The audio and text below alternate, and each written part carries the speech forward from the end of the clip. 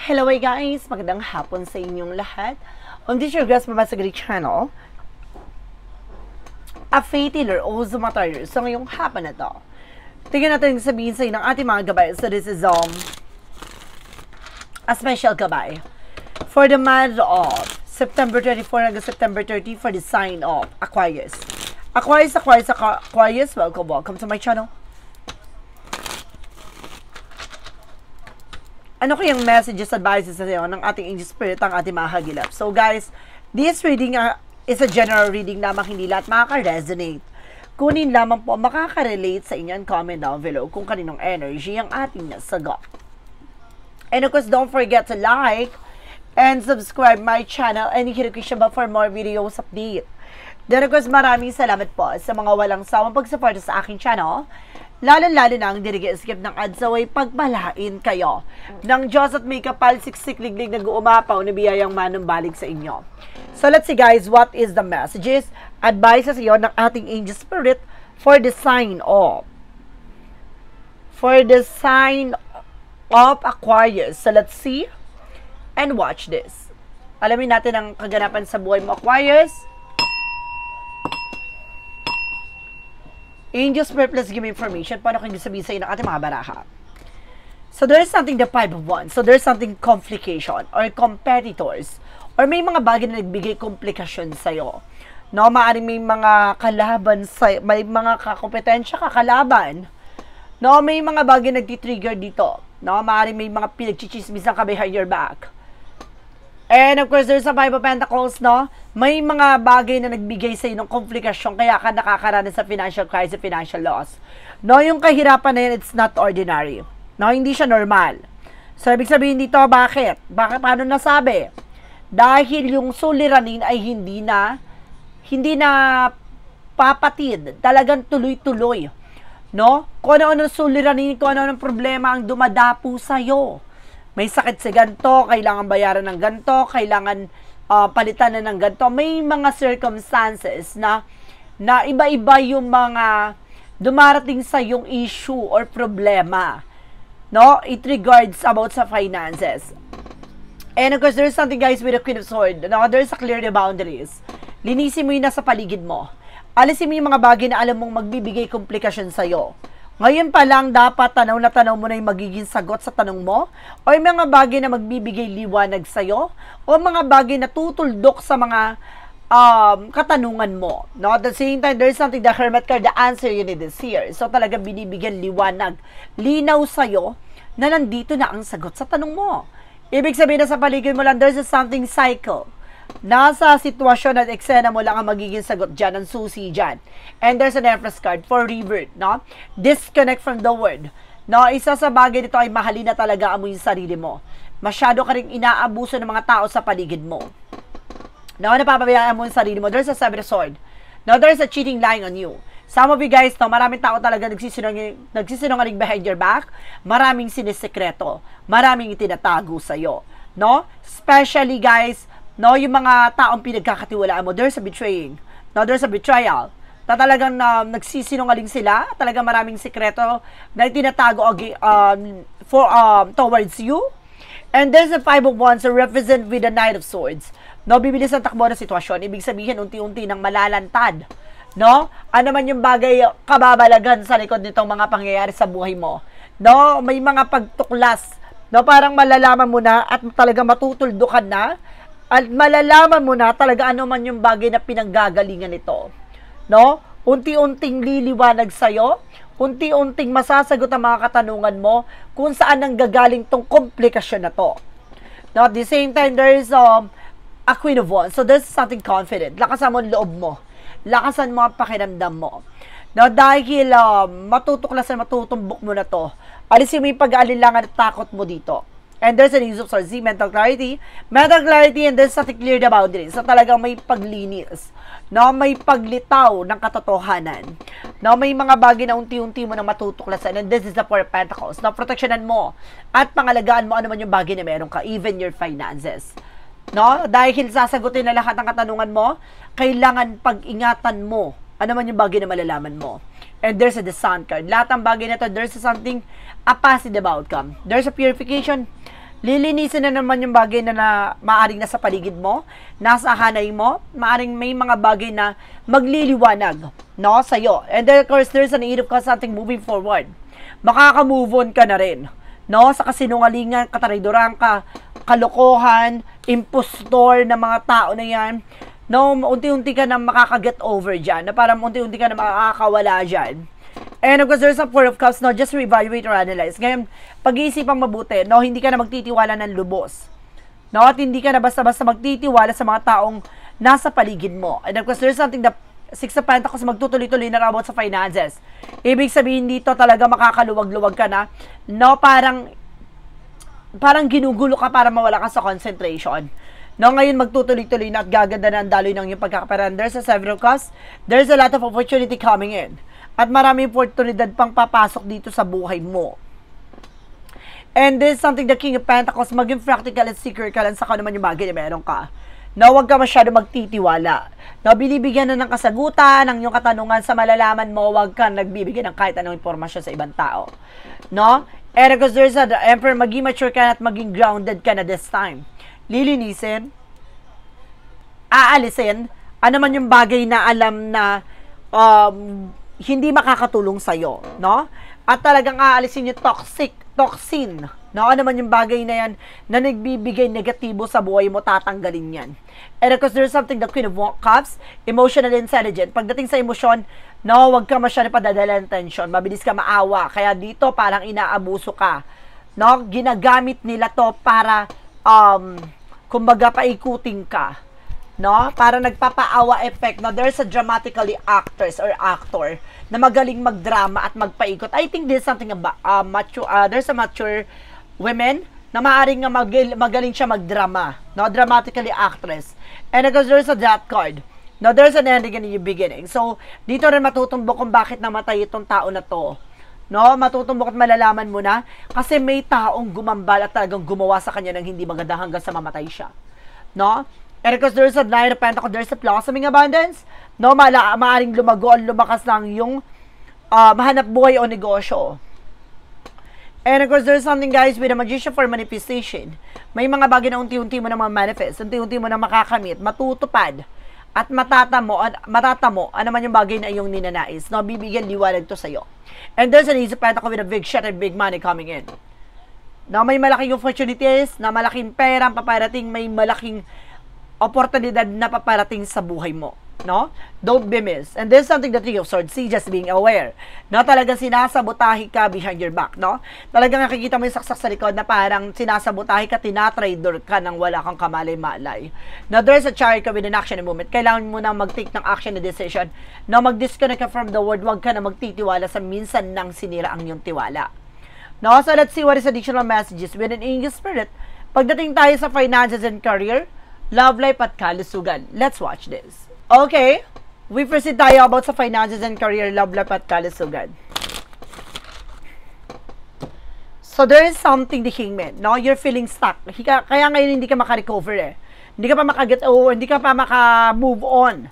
No, dahil punong-puno na negatibo ang nangyari sa iyo pagdating sa finances. Parang there's something stuck. No, parang may nagbibigay kamalasan sa buhay mo. And there's there's a justice card. Huwag kang mag-alala, makukuha mo at matatamo mo ang iyong yung pinaghirapan mo. Ano man yung bagay na pinaghirapan mo, makakamtan mo na yan. No, just wait for a moment. No, dahil walang makakaligtas sa karma, sa hagupit ng karma. And there's the Fool card. No, there's a new beginning coming in. Sinusubukan ang iyong pananampalataya at tiwala. At the same time, there's a Two of Wands. No, there's a choices. Piliin mo lang yung mga taong pagkakatiwalaan mo. Just being aware. No, nakita mo yan. No, there's a Two of Wands by choices, but definitely nasa leeg niya yung ahas. No, kung sino pa yung malapit sa'yo, yung pa yung taong tutuklaw sa'yo. Kaya pag-ingatan mo.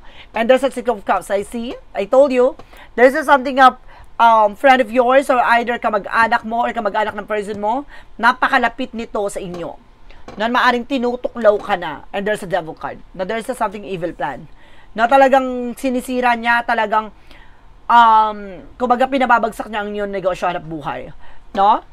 There is something, guys, about sa love life with the King of Wands, something ambition. Unti-unti mo na makikita at masisilayan ano naman yung bagay na nangyayari sa iyo pagdating sa relasyon. No, there's a Knight of Cups. No, there's an offer. Mag-ingat ka, no? sa mga pagkain na tinumi na tinatanggap niyo dalawa ng person, mamaya pinopondohan na pala kayo, no? Ginagawan pala kayo ng kababalaghan or maaring black magic nitong tao na to. Napakalapit, kamag-anak to ng person mo, it's either kapatid ng person mo or kapatid mo, no? Or biyanan mo. Para may something ako nasa-sense na gano'n, no? Malapit lang sa inyo, napakalapit. Hindi siya kaibigan but definitely kamag-anak siya. And there's something, the star card, healing recovery. No, makaka-recover ka na rin dito. At may pag-asa pang maayos ang inyong relasyon ng person mo. And there's a 6 of swords. Kailangan nyo lang makalaya dyan. No, sa lugar at kung saan ka naroon. Kailangan mo lumipat ng bahay. No, lugar. There's a judgment. See, may paalala sa'yo. Ang pinakalason ay nasa paligid mo lamang. Pinapaalalahanan ka na ngayon na kailangan yung dumistasya at magpakalayo-layo na person mo. No, wag na kayo nagtitiwala sa mga kamag-anakan. No, dahil maaaring sila mismo ang humihila sa ipababa. This is the Queen of Pentacles. No, maging mature ka at maging practical ka sa kung ano man yung bagay na meron kayo. No? Maaring connected daw with your person. No? Kung lalaki ka na Aquarius, maaring yung person mo yung may hawak ng finances, o maaring kung ikaw ay Aquarius na babae, maaring ikaw yung may hawak ng finances. Pagdating sa kalusugan, this is something that real cause. No, there's a celebration coming in. And there's a Page of Cups. Makinig ka sa intuition and gut feeling mo. May mga nararamdaman ka. No, meron ka ng hinala. Okay. And there's a person. See, ginugulo sa rin ang inyong panaginip, ang inyong pagtulog. Kaya parang feeling mo pagkagising mo, lagi kang pagod. Para mabigat ang inyong pakiramdam. And there's an 8 of Swords. See, I told you, nasa paligid kayo ng toxic talaga. Napapalibutan kayo, napapaligiran kayo ng toxic. I told you, oh my God.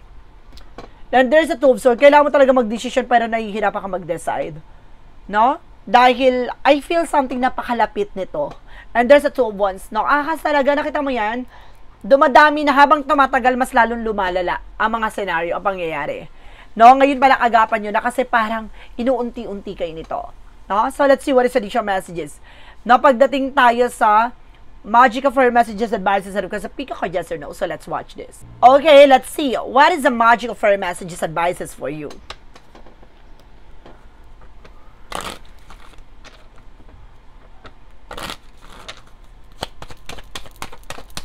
Okay, so there's something, guys, whom do you need to forgive?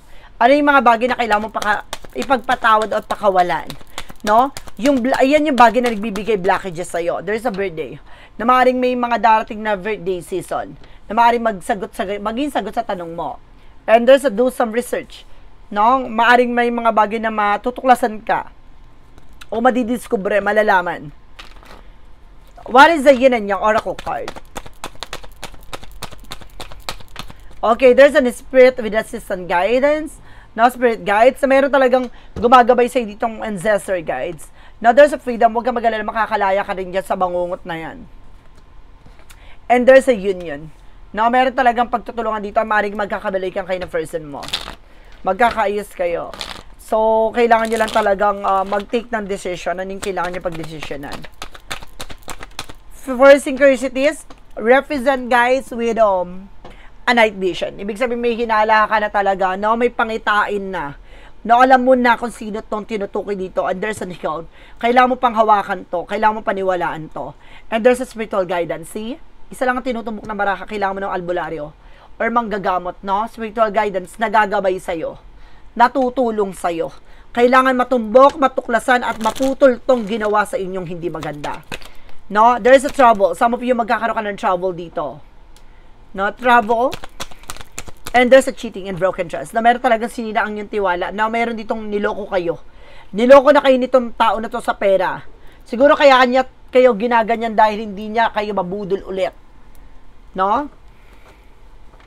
For Archangel Michael messages. You and your loved ones are safe. No? Mahal mo sa buhay, safe naman daw. And as that's the person that you're asking is about trustworthy. Yung taong nakakausap mo, yung mapagkakatiwalaan mo naman daw. What is the Jesus loving quote said?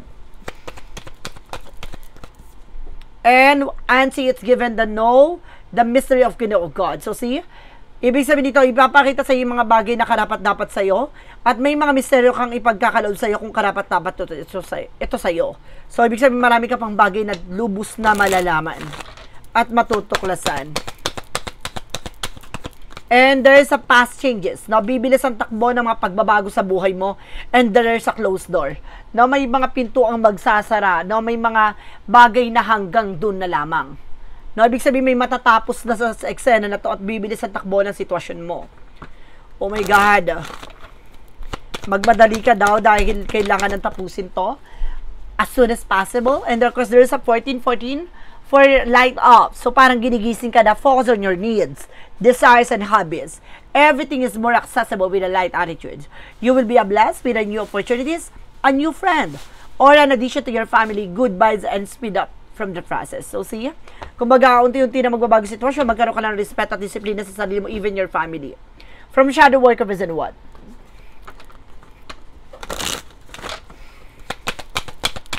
From the shadow work of Vision what? There is something control issues. Now, release, trust, and empowerment. Fear of losing power of or false security lead to vulnerability. Napanghihinaan ka ng loob dahil parang feeling mo, no, parang hindi ka na secure at hindi ka na parang safe sa lahat ng nangyayari. Natatakot ka na nga baka parang hindi mo na kontrolado yung nangyayari behind your back. No? So, sinasabi dito na kailangan mong mapanghawakan ulit, kontrolin yung sitwasyon. No? Kailangan na, kumbaga, dumistansya or mag-disconnect ka from the world. What lies beneath your future? So, represent with a getting played. So, nakita mo yan, pinaglalaroan ka. No, there's a manipulation, lies, and control. Kinokontrol ka. No, itong tao na to pinaniwala ka. No, itong tao na to pinasakay ka. Magaling siya magdrama. What is a clarifying for a love situation? And there's a magic within. No, there's something a magic. No, pagdating sa relationship, kaya parang napabilog ka na tong tao na to at madidiscover mo may something gayuma sa iyo na ginawa tong person na to. There's a clarifying for a life situation.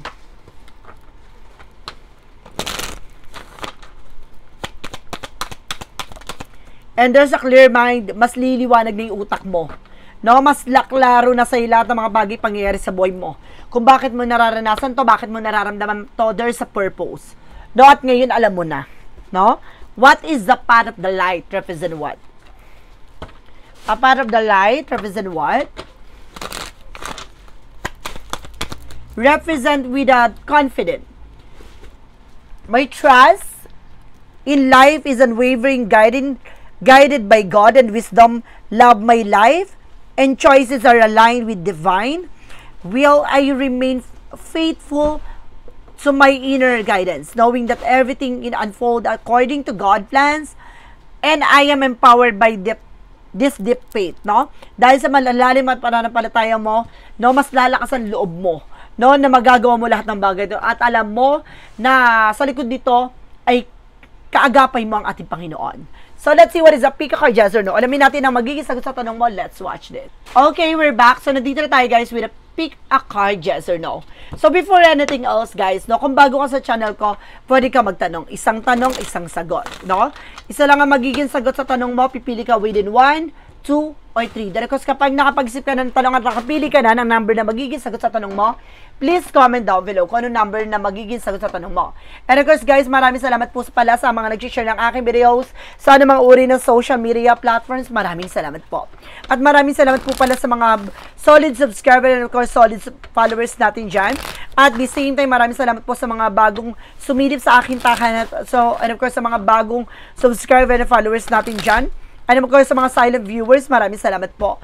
And of course, guys, pasensya na kayo kung bihira tayo makapag-upload. Pero gagawin natin ang lahat, makapag-upload tayo every single day, no? Dahil may mga client tayo, no? Dahil may walk-in tayo every Thursday, no? Then of course, if you want to book an appointment, no, just let me know. Message lang ako. At the same time, we have also available po yung private tarot reading natin, no? So guys, let's see. What is additional messages? With a pick a card, yes or no? So let's start with the number 1. There is a yes. Flow with the current natural progress. No, dadaloy na to ng maayos at natural sa buhay mo, sa eksena mo, at gagaang na ang pakiramdam mo. No, number 2, there is a yes, yes. Beauty and growth surround you, cherish it. make a splash, deep dive, flowing easily into your life. No, bibilis ang takbo na sitwasyon kung sasabay ka sa agos ng eksena na to. No, at magiging maganda at magiging mas mayabong, no, ang sarili mo at ang buhay mo sa mangyayari sa isa hinaharap. Number 3, there is a yes again. Wow, all yes ha. Stroke your passion, heart desire blooming. No, mas lalago, sisibol na ang panibagong ikaw. No, bubuhay ng ang panibagong sigla ng buong pagkatao mo. Gaganda na ulit ang estado mo, sitwasyon mo sa lahat ng aspeto. So guys, this is a special gabay for the month of September 24 hanggang September 30 for the sign of Aquarius. Aquarius, maraming salamat po for this wonderful reading. So once again, this reading is a general reading namang hindi lahat makaka-resonate. Kunin lamang po makaka-relate sa inyo and comment down below kung kaninong energy ang ating nasagap. Because don't forget to like and subscribe my channel. And i-click ba for more videos update. Then of course, maraming salamat po sa mga walang sawang pagsuporta sa aking channel. Lalo-lalo na ang dirigi-skip ng adsaway pagpalain kayo. Nang Diyos at may kapalit siksik digdig nag-uumapaw na biyayang manang balik sa inyo. Maraming salamat guys at see you the next video. Bye-bye and babush.